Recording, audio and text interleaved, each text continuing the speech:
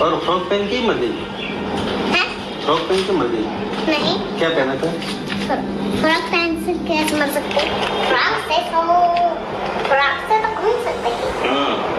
वो अंजार वाली पिंजर की तो शादी हो गई। शादी कैसे हो सकती है? क्यों?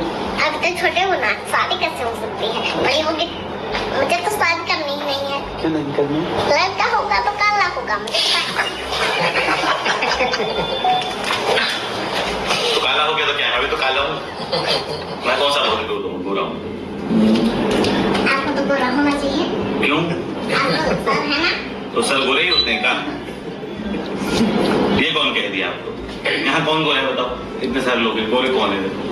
આજે જે થોડા દિવસથી સમાચારમાં ચાલે છે કે પુનર્જન્મ યાદ આવ્યું એવી દક્ષાબેન આજે એમની સાથે રૂબરૂ ચર્ચા કરી.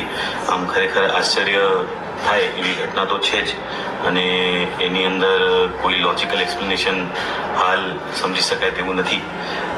એની અંદર આગળ જે ક્લેમ્સ છે એને કઈ રીતે વેરીફાઈ કરવા એ પણ અમારા માટે પણ એક તપાસનો વિષય છે.